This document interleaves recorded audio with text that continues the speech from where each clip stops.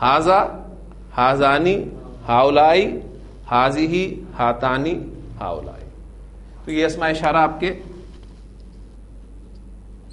हालत रफा में है।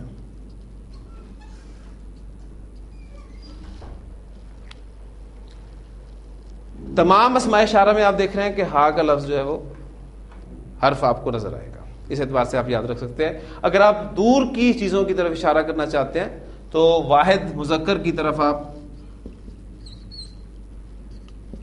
ज़ालिका लफ्ज से इशारा करेंगे।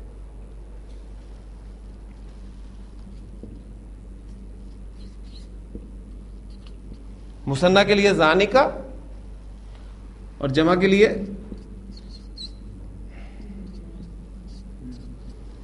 उलाइका।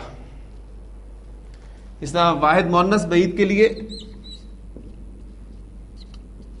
तिलका,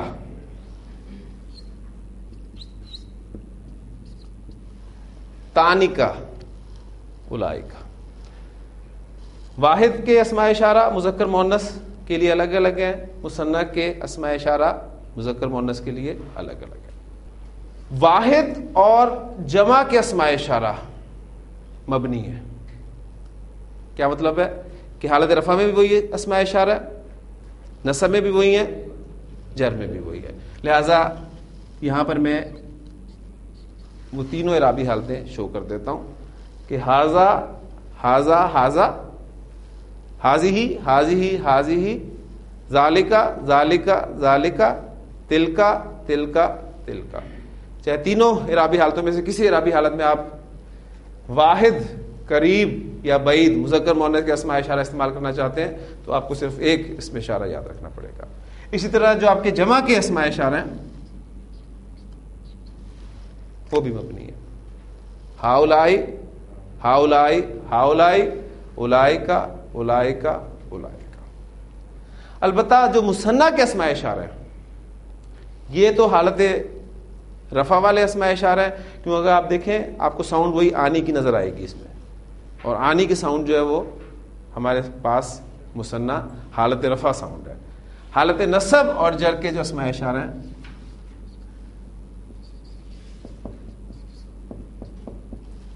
हाज़ैनी, हातानी से हातैनी, ज़ानिका से ज़ैनिका, तानिका से तैनिका। हाजा, हाजानी, हाज़ैनी, हाउलाई, हाजिही, हातानी, हातैनी, हाउलाई, ज़ालिका, ज़ानिका, ज़ैनिका, उलाइका, तिलका, तानिका, तैनिका, उलाइका। तो मुसन्ना के जो दो अस्मा इशारा हैं हालत रफा और हालत नसब और जर वाले, ये आप इकट्ठे बोलेंगे तो इंशाअल्लाह ताला आपका एक रिदम बन जाएगा। हाजा, हाजानी, हाज़ैनी, हाउलाई, हाजिही, हातानी, हातैनी, हाउलाई, ज़ालिका, ज़ानिका, ज़ैनिका, उलाइका, तिलका, तानिका, तैनिका, उलाइका। तो अब चूंकि आपके पास ये अस्मा इशारा लिखे हुए नोट्स में मौजूद है, लिहाजा हम उनसे मदद लेंगे अपने मुरक्कब इशारी में इनको इस्तेमाल करने के। मैंने जो दो मुरक्कबात आपके सामने लिखे थे उसमें पहला मुरक्कब था ये कलम। इस तरह मुरक्कब तौसीफी में हमने मुरक्कब तौसीफी के दो अज्जा किए थे, एक मौसूफ और सिफत। इसी तरह मुरक्कब इशारी में भी हमारे पास दो अज्जा हैं, एक मुशारुन इलैह, जिसके बारे में बता चुका हूं कि जिस इस्म की तरफ इशारा किया जाएगा उसे मुशारुन इलैह कहते हैं, और दूसरा आपका इसमें इशारा होगा। अरबी जुबान में उर्दू और अंग्रेजी जुबान की तरह तरतीब सेम है। उर्दू में हम कहते हैं ये कलम, अंग्रेजी में कहते हैं दिस पेन। तो अरबी जुबान में भी हमें इशारा पहले रखना होगा और मुशारुन इलैह बाद में लाना पड़ेगा। लिहाजा अब तीर आपने नहीं चलाने, ये बात भी ज़हन में रखनी है। मुरक्कब इशारी में भी मुरक्कब तौसीफी की तरह मुताबकत जरूरी है।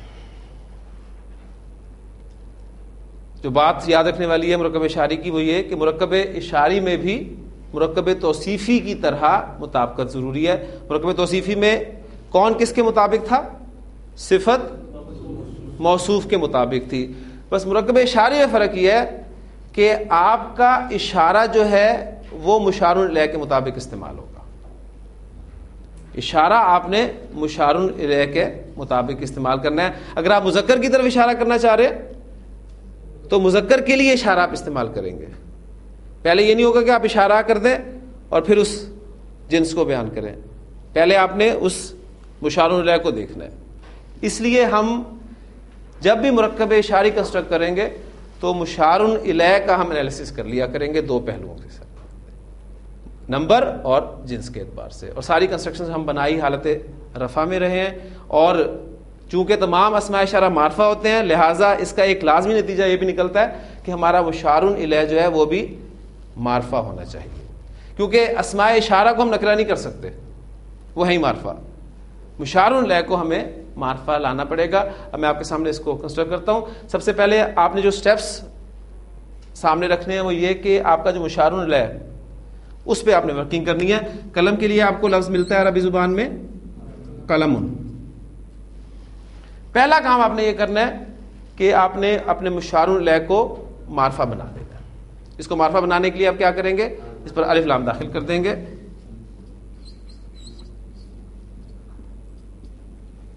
تو آپ کا یہ بن گیا القلم, معرفہ ہو گیا. اب اس کا دو اعتبارات سے آپ انالیسس کر لیں, جنس اور عدد کے اعتبار سے. آپ کا قلم مذکر ہے یا مؤنث ہے؟ آپ اسے مؤنث ثابت نہیں کر سکتے, مؤنث کے ٹیسٹ میں سے اسے گزاریں نہیں پورا اترے گا, لہٰذا یہ آپ کا مذکر ہے. اس کے عدد کا تعین کر لیں, کوئی زیادہ محنت نہیں ہمیں کرنی پڑے گی. قلم کا لفظ جو ہے واحد ہے. اب آپ نے اس مشار الیہ کے مطابق اشارہ لانا ہے اس چارٹ میں سے اس لفظ کو دیکھتے ہوئے. یہ کا لفظ ہم قریب کے اشارے کے لیے استعمال کرتے ہیں, لہذا قریب کے اسماء اشارہ میں سے واحد مذکر کا اسم اشارہ آپ نے ڈھونڈنا ہے اور شروع میں لگا دینا ہے. وہ کیا ہے؟ ہاذا. لہذا ہاذا لگائیں آپ. اب القلم کا حمزہ حمزۃ الوصل ہے, لہذا جب ما قبل ملا کر پڑھیں گے تو یہ حمزہ الف کی صورت میں لکھا رہ جائے گا, پڑھنے میں نہیں آئے گا. تو آپ کو دو الف خالی ملیں گے, حاذل قلم.